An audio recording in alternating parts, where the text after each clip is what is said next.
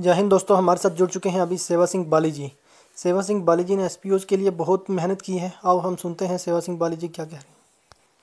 और एक बार फिर बता दूं, ये एसपीओ चैनल है, इसको सब्सक्राइब करना, बेल आइकन प्रेस मैं करना। आपका खैर मकदम करना चाहूँगा, धन्यवाद करना चाहूँगा। Thank you. और जैसे आपने बताया एसपीओज के बारे में, मैं आपको एक तफसील से जानकारी देना चाहूँगा। जैसे आप जानते हैं, पिछले 6-7 साल से जो है हमारे जम्मू कश्मीर, हिमाचल प्रदेश, लद्दाख के जो एसपीओज हैं, उनका एक आवाज़ को मैंने उठाया था पिछले 6-7 साल से जी। और जिसमें काफ़ी हद तक हमें कामयाबी भी मिली, जिसमें सैलरी में थोड़ा सा इजाफा हुआ। उसके बाद हमने उनके टाइमली उनको सैलरी नहीं मिलती थी, उसके लिए भी हमने अप्रोच किया, गवर्नमेंट ऑफ इंडिया तक पहुँचे। वहाँ से उनकी सैलरी के लिए एक आर्डर इशू किया कि हर महीने की 7 तारीख से पहले इनको सैलरी मिल जानी चाहिए जी। उसके बाद एक्सग्रेशिया रिलीफ के लिए हमने डिमांड की, उनको 2.25 लाख रुपया ही मिलता था, अब वो 5 लाख हो गया है। और दूसरी बात मैं बताना चाहूँगा कि यूनिफॉर्म का पैसा 1500 रुपये मिलता था, अब 3000 हो गया है जी। और सैलरी 6000 से स्टेप बाय स्टेप करके 18000 तक पहुँचाई। उसके बाद हमने इस सब चीज़ों से हम जब मुतमईन नहीं हुए तो मैंने एक रेगुलर पॉलिसी के लिए डिमांड की कि इनको रेगुलर पॉलिसी होनी चाहिए, क्योंकि जब कोई भी हमारा एसपीओ भाई सर्विस करता है, यानी जब वो रिटायर हो जाएगा 60 साल के बाद, तो उसको उसका परिवार जो है वो एक बहुत बेआस होके बैठेगा। तो उस सिलसिले में हमने चाहा कि इनकी कम से कम रेगुलर पॉलिसी एक फ्रेम होनी चाहिए। उसके लिए मैं पिछले 1-2 साल 3 साल के अंदर की बात बताना चाहूँ, मैंने लाल चौक के अंदर प्रोटेस्ट किया, प्रेस कॉलोनी श्रीनगर में जी। उसके बाद जम्मू में मैंने प्रोटेस्ट किया in favour of SPOs regular policy के लिए, और दिल्ली में किया। उसके बाद मैं प्राइम मिनिस्टर ऑफ इंडिया तक पहुंचा 2018 में मैं गया। मैं उसके बाद थोड़ा सा फ़ायदा तो हमें मिला कि उनकी सैलरी में इजाफा हुआ। पीरियड 3 साल, 5 साल, 9 साल, 12 साल, 15 साल, मतलब लास्ट 18,000 तक उनको पहुंचाया। तो उसके बाद मैं 2019 में प्राइम मिनिस्टर ऑफ इंडिया के पास खुद गया दिल्ली में। एक बार मेमोरेंडम यहाँ से भेजा था जम्मू से, और एक बार मैं खुद दिल्ली में जाके उनके ऑफिस में जाके उनसे मुलाकात और उनसे मेमोरेंडम एक दिया। और उनसे मैंने यही मेमोरेंडम में रिक्वेस्ट की कि हमारे जम्मू कश्मीर लद्दाख में जो एसपीओज हैं उनकी रेगुलर पॉलिसी फ्रेम होनी चाहिए जी। तो उसमें उन्होंने, मैं थैंक्स करना चाहूँगा प्राइम मिनिस्टर ऑफ इंडिया का, उन्होंने 4 दिन के अंदर अंदर हमारे जम्मू कश्मीर के चीफ सेक्रेटरी साहब को लिख दिया कि आप इनकी पॉलिसी फ्रेम कीजिए। मतलब जम्मू कश्मीर की गवर्नमेंट को उस पर अमल करना था। उसके बाद हमारे जो डीजीपी साहब हैं, उन्होंने एक रिपोर्ट दी कि इनकी ऑलरेडी पॉलिसी हमारे पास जो प्रेजेंट टाइम पे है, जिसमें 6,000, 9,000, 12,000, 15,000 और 18,000 सैलरी, और साथ में ये बताया कि हमारे पास पॉलिसी ऑलरेडी इनकी बनी है, जिसमें साइटेशन का जो केस होगा, यानी जो मिलिटेंसी में कोई अहम रोल अदा करेगा एसपीओ, तो उसको हम रेगुलर कर देते हैं। साथ में आईटीआई वाले जो हैं उनको भी रेगुलर कर देंगे, और स्पोर्ट्स में जो जिनका कोई स्पोर्ट्स का डिप्लोमा वगैरह होगा उनको भी हम रेगुलर करते हैं। तो उसके बावजूद भी जब वो रिपोर्ट हमारे पास पहुंच गई, तो उसके बाद मैंने देखा कि और कहीं डिस्ट्रिक्ट्स में, कहीं मतलब हर एक डिस्ट्रिक्ट से 100-150 केस जो है पुलिस हेडक्वार्टर में टिल डेट, आज की डेट तक पेंडिंग है, साइटेशन वगैरह, जो पॉलिसी डीजी साहब ने लिख के दी जी।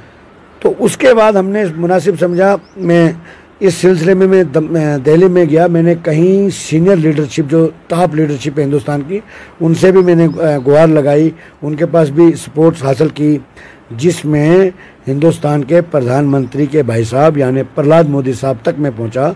उनसे मेरी मीटिंग हुई, उनके साथ मैंने जम्मू कश्मीर के तमाम मुद्दों पर डिस्कस किया, जिसमें डेली वेजेस की भी मैंने बात बताई उनको कि 90% छोटे तबके के मुलाजिम, यानी डेली वेजर हो या कोई भी किसी भी महकमे से जुड़ा हुआ मुलाजिम हो, वो सड़कों पर है पिछले कई सालों से, और उनको कई सालों से तनख्वाह तक नहीं मिलती है, जो छोटी सी तनख्वाह उनको दी जाती है।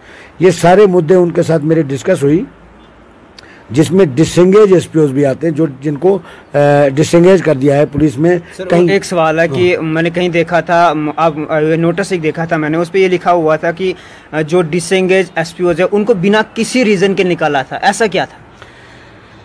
देखिए, जब जम्मू कश्मीर में अफसरशाही अरूज पर थी, है और आज भी चल रही है। उसका मतलब यही होता है कि जो कोई एक बड़े अधिकारी का यानी किसी एमएलए का, किसी लीडर का या किसी बड़े अफसर का फ़ोन आ गया कि जनाब मेरे 2 लड़के आपने एसपीओ एडजस्ट कर देने, तो उसके बदले में क्या होता था कि जो एक गरीब परिवार से एक एसपीओ जो ड्यूटी कर रहा था उसको डिसंगेज करके उसकी जगह पर दूसरा लगा दिया गया, यानी अफसर को खुश करने के लिए ये सब किया गया। जो किसी ऑफिसर के घर में एसपीओ लड़का या कोई लड़का काम करता था, जब किसी ने साइटेशन में यानी मिलिटेंसी में अहम रोल अदा किया, उनकी जगह उनका नाम डाल के वो लड़के, कई लड़के ऐसे हैं आज टिल इस वक्त की वक्ती हालात में बताना चाहूँ, कई लड़कों ने गोलियां तक खाई है, जिनके शरीर में गोलियों के निशान हैं, वो बेचारे आज भी एज एसपीओ काम कर रहे हैं। और उनके साइटेशन के नाम पे, उनके उस इनकाउंटर के नाम पे कई लड़के इस वक्त हेड कांस्टेबल तक पहुंच चुके हैं उनके नाम पर। ये हमारे जम्मू कश्मीर में जो तानाशाही जिसको हम कहेंगे हमेशा, और जम्मू कश्मीर में गरीब लोगों के साथ गरीब जनता जो है उनका कोई वारस ही नहीं है। तो इसलिए मैंने ये मुनासिब समझा कि दुनिया अपने लिए तो दुनिया जीती है, दूसरों के लिए जीना सीखो। उसके लिए मैंने अपनी सर्विस को भी रिज़ाइन किया। उसके बाद मैंने इलेक्शन भी कंटेस्ट किए और हर वक्त आवाम के बीच में रहता हूँ। लोगों ने मुझे वोट दिया तब भी, नहीं दिया तब भी। और उसके बाद इस वक्त मैं हिंदुस्तान की टॉप लीडरशिप का धन्यवाद करना चाहूँगा, क्योंकि मेरे जैसे नाचीज़ को इस वक्त मैं बताना चाहूँगा, मैं अमरनाथ जो यात्रा सोसाइटी का जम्मू कश्मीर का इंचार्ज भी बनाया गया है। और एक all India voice of poor people से एक हमारी ऑर्गेनाइजेशन बनी है जिसमें 7 स्टेट्स के लोगों ने मुझे ऑल इंडिया प्रेसिडेंट चुना है। और दूसरी बात ये बताना चाहूँगा, बॉडी बिल्डर सपोर्ट एसोसिएशन का प्रेसिडेंट भी जम्मू कश्मीर का मुझे बनाया गया है।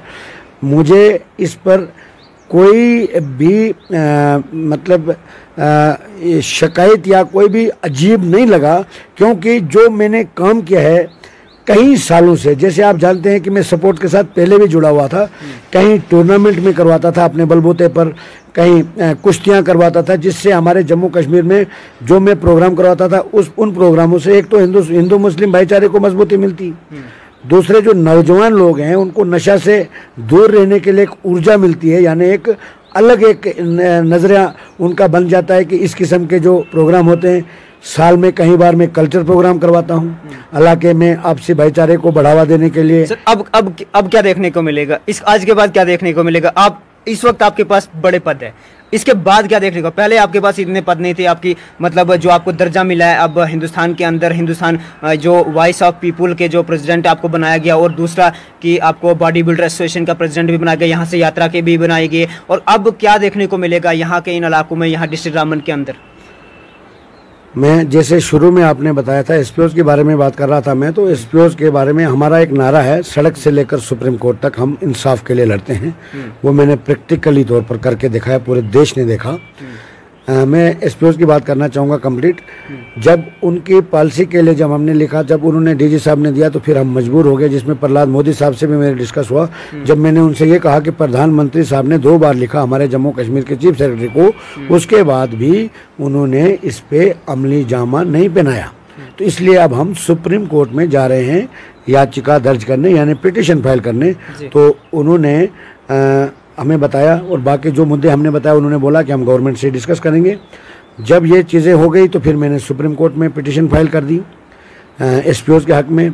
और पहले पिटिशन फाइल हुई, उस पर फिर डिफेक्ट लग गया। डिफेक्ट लगता है इस वजह से कि जब पिटिशन में कोई डॉक्यूमेंट्स में कमी पेशी हो तो उस वजह से डिफेक्ट लग जाता है, और उस डिफेक्ट में 90 डेज़ की मोहलत दी जाती है उसको दुरुस्त करने के लिए, यानी 90 दिन। उस डिफेक्ट को मैंने विद इन 15 डेज ख़त्म करके पिटिशन को फाइल करवाया सुप्रीम कोर्ट के अंदर, और सुप्रीम कोर्ट ने पिटिशन को एक्सेप्ट किया। एक्सेप्ट करने के बाद 8 मार्च को उसकी हेयरिंग हुई, और हेयरिंग के ही दिन यानी पहले दिन, और आज सुप्रीम कोर्ट में कई अरसे से कई केस पेंडिंग है, क्योंकि कोविड-19 की वजह से पूरे देश में हालात डगमगा गए। हर चीज़ को अपने प्लेटफॉर्म मतलब आगे पीछे डगमगाना पड़ा, हर एक चीज़ को उसका कोविड का असर पड़ा। तो उसी वजह से सुप्रीम कोर्ट में भी कई केसेस ऐसे हैं जो आज तक पिटिशन फाइल तक नहीं हो सकी। हमने दिन रात एक करके भूखा प्यासा रह के इन लोगों की आवाज़, क्योंकि एसपीओ जो प्रोटेस्ट नहीं कर सकते न वो अपनी आवाज़ बुलंद कर सकते, इसलिए मैंने मुनासिब समझा अगर इनकी कोई बात नहीं करता है तो सेवा सिंह बाली को चाहिए इनकी आवाज़ बन के एक चट्टान की तरह इनके साथ खड़ा रहना चाहिए, और वो मैंने करके दिखाया। और 8 तारीख को सुप्रीम कोर्ट ऑफ इंडिया ने हमारे जम्मू कश्मीर के हाई कोर्ट को आर्टिकल 226 के जो अधिकार हैं हमारे high court, honourable high court के पास, उनको ये ऑर्डर पास करके दिया कि आप इनको रेगुलर पॉलिसी और एक्स ग्रेशियर रिलीफ जो है, हाई कोर्ट को वहाँ से सुप्रीम कोर्ट ने डायरेक्शन पास की कि आप के अधिकार में है, यानी आपके पावर में है, आप इनको ये चीज़ें जो है रिलीफ दे दीजिए। वो मुझे 11 तारीख को ऑर्डर वहाँ से मिला। वहाँ से आते ही मैंने जम्मू में हाई कोर्ट में जाके वहीं से मुझे उन्होंने ही जो हमारे जम्मू कश्मीर के एडवोकेट हैं और बड़े टॉप क्लास एडवोकेट हमने उनको बनाया है, अरुण शर्मा जी, जो गवर्नमेंट एडवोकेट रहे हैं 3 साल और चीफ जस्टिस ऑफ इंडिया के साथ उन्होंने अपना काम किया है और उनका एक नाम है जम्मू कश्मीर में। उनको हमने किया और वो पिटीशन इस वक्त पूरे कागज़ वो बन रहे हैं और उसमें उन्होंने बताया हमें कि अब तक की क्या अपडेट है जम्मू कश्मीर हाई कोर्ट में? हाई कोर्ट के बिल्कुल वही बताना चाहूँगा कि वो हमने वहाँ पहुँचा दिया है और उसमें 5 एसपीओज के साइन चाहिए उस पिटीशन में, मतलब जो वहाँ पर हाई कोर्ट में जाएगी उसमें मेरा साइन तो है ही है, उसके साथ 5 एसपीओज, क्योंकि वो इसलिए कि जैसे कोई पेशेंट होता है, दवाई उसको दी जाती है, बीमारी उससे पूछी जाती है, मैं बतौर अटेंडेंट हूँ यानी पिटिशनर हूँ, उनका दस्तखत इसलिए चाहिए कि उनको पूछा जाएगा कि आपको सैलरी कितनी मिलती है, उनकी सैलरी स्लिप लगाई जाएगी उस पिटिशन के साथ, उनकी डेट ऑफ अपॉइंटमेंट उसके साथ लगाई जाएगी। और एक विडो लेडीज़ के लिए बताया गया है हमें, जिसमें हमारी एसपीओज भाई जो कोई शहादत दी होगी, उसकी जो मिसेज होगी, उसको एक्स ग्रेशियर रिलीफ कितनी मिली है, अगर मिली है तो वो ऑर्डर साथ लगाना है, अगर नहीं मिली हो तो उसका एक एफिडेविट साथ लगाना है। वो इसलिए कि सुप्रीम कोर्ट ऑफ इंडिया ने 2 चीज़ों पर मोहर लगाई है कि एक तो इनकी रेगुलर पॉलिसी के लिए और दूसरा एक्स ग्रेशियर रिलीफ के लिए। उसमें हमने ये डिमांड की थी कि एसपीओज को 2.25 लाख रुपए मिलता है और कांस्टेबल कोई शहीद होता है तो उसको 25 से 30 लाख रुपए मिलता है, इनको भी वही एक्स ग्रेशियर रिलीफ मिलनी चाहिए जो एक कांस्टेबल को मिलती है।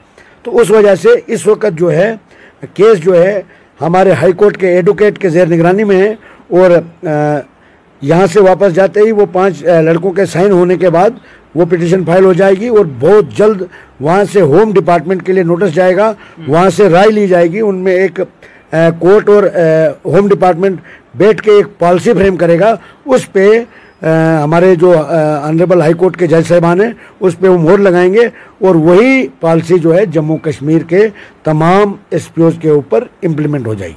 और सर एक आखिरी सवाल है कि हमारे जो एसपीओज है 35,000 एसपीओज है, थोड़ा उलझन में ये ज़रूर है, उनके लिए क्या मैसेज रहेगा आपका?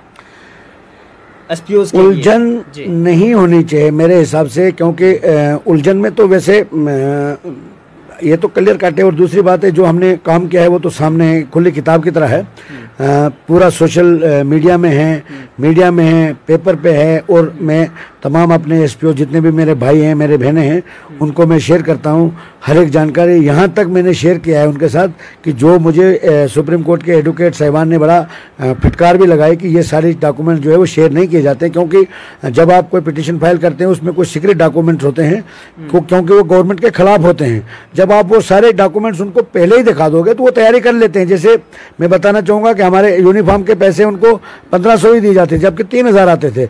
जब उनको पता चला कि इसमें पिटीशन में यूनिफॉर्म का भी जिक्र है, उन्होंने तुरंत उसको रिलीज करके 3000 के हिसाब से दे दिया। उसमें यह था कि एक्स ग्रेशियर रिलीफ कम देते हैं, 2.25 लाख से 5 लाख कर दिया ड्यूरिंग पिटीशन के दौर की बात कर रहा हूँ।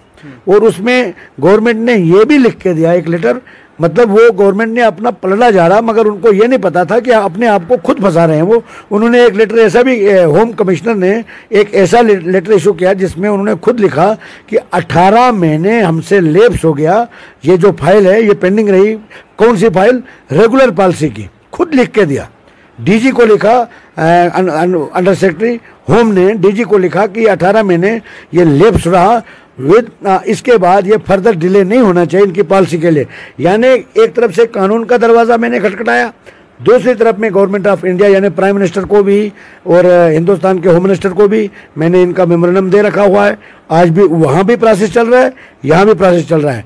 आने वाले वक्त में मैं एसपीओज अपने तमाम 35,000 एसपीओज जो भाई हैं मेरी बहनें हैं, मैं उनको फैमिली मेम्बर मानता हूँ, मानता था, मानता हूँ, मानता रहूँगा। और ये पैगाम देना चाहूँगा आपके चैनल के माध्यम से, घबराने की कोई ज़रूरत नहीं है। इस वक्त कहीं ट्रेड यूनियन लीडरों को मर्ची लगी है कि सेवा सिंह बाली ने जो मूवमेंट उठाई थी उसमें वो 90% कामयाब हो गए, क्योंकि ट्रेड यूनियन कई ऐसे लीडर हैं जिन्होंने हमारे डेली वेजरों के साथ अपनी दुकानदारी चलाते चलाते उनकी ज़िंदगी को ख़त्म कर दिया। जबकि गवर्नमेंट का एक आर्डर है, आफ्टर 7 ईयर्स सर्विस करने के बाद आपको रेगुलर कर दिया जाएगा, गवर्नमेंट का आर्डर है। तो मुझे कोई भी ऐसा डेली वेजर नहीं दिखा जो 7 साल के बाद रेगुलर हुआ होगा। यहाँ पर जम्मू कश्मीर में सिर्फ वोट बैंक की राजनीति, अपनी दुकानदारी यानी लीडरशिप जो है, लीडर जो है अपनी दुकानदारी, अपनी दुकान चलाने के लिए लोगों को मिसयूज़ करते हैं, मिसगाइड करते हैं और गरीब जनता का बिल्कुल गरीब जनता के साथ विश्वासघात किया जाता है। आने वाले वक्त में इन चीज़ों का उलट आपको देखना मिलेगा क्योंकि सेवा सिंह बाली ने अब पूरे देश में वॉइस ऑफ पुअर पीपुल्स के नाम